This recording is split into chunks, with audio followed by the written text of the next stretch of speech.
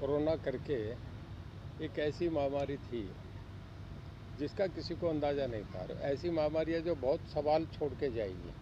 आने वाली पीढ़ियाँ पूछेंगे कि क्या हुआ, किसी को अंदाज़ा नहीं था।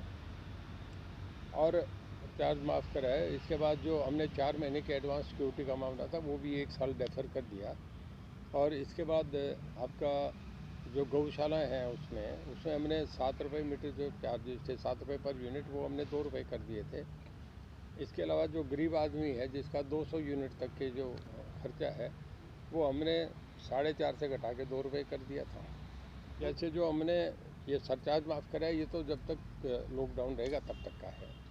और उसके बाद जो आपका ये है जो 4 महीने का फिक्स डिपॉजिट वाला एडवांस जो सिक्योरिटी है वो 1 साल तक हमने करा है। 1 साल तक सीएम साहब ने भी अनाउंस करा, मैंने भी करा।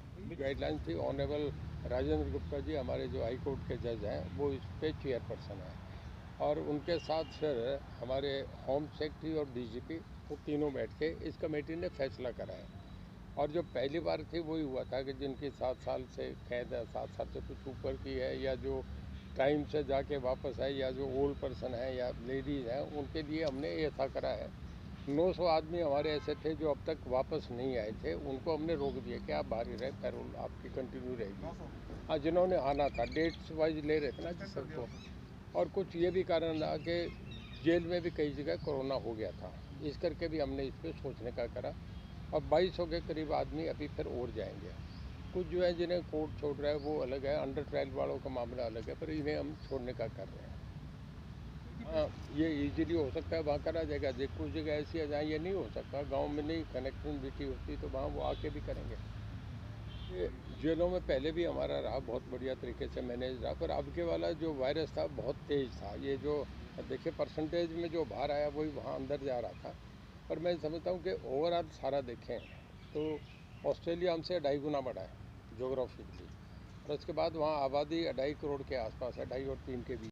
जो कोविड हो गया उसको जब बाहर दिया गया था तो आराम से दिया गया था। हमें भी भरोसा था कि जो कोविड है वो कहीं थोड़ा ही जाएगा, तो थोड़ा सा हम भी उसमें लिबरल रहे कि भाई आइसोलेशन में है। अब आइसोलेशन वाला आदमी भी भागने का काम करेगा, ये कभी दिमाग में नहीं थी। वापस मिले तो नहीं अभी? नहीं, उनमें आ गए 6 तो तुरंत गिरफ्तार कर लिए थे। आज के मामले में अपडेट नहीं हूँ, 13 लोग भागे थे, और उसमें कोई हार्ड क्रिमिनल्स नहीं थे, कोई गैंगस्टर नहीं थे।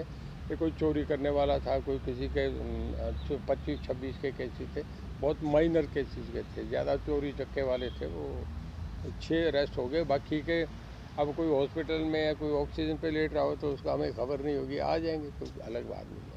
एक दिन का था जी, सनराइज से सनसेट तक जो स्टूडेंट जेल होता है उसका अपना अधिकार होता है कि उसको लेके जाए, तो लेके गए थे। कोई विशेष नहीं थी, 2 गाड़ियाँ सिक्योरिटी के साथ गई थी, अपनी माँ से मिलने गए थे, गुड़गांव के साथ किसी रिजॉर्ट पे थे, उन्हें मिला के वापस शाम को ले आए थे। देखिए, वैक्सीनेशन तो हर आदमी की ज़रूरी है, आपको भी ज़रूरी है, मुझे भी ज़रूरी है, जितनी उपलब्ध हो रही है। अमेरिका सबसे बड़ा कंट्री है, सबसे एडवांस कंट्रीज़ है, वहाँ भी 35 करोड़ आबादी में अब तक केवल 15 करोड़ लोगों को वैक्सीन दी गई। नहीं दी गई वैक्सीन, जितनी अवेलेबिलिटी है उसके लिए आपको डॉक्टर्स भी चाहिए, आपको वहाँ पहुँचना भी चाहिए। तो इतना बड़ा कवर करने में अगर देश का वोट भी पोल करवाते हैं तो भी वो कई फेजेज में होता है।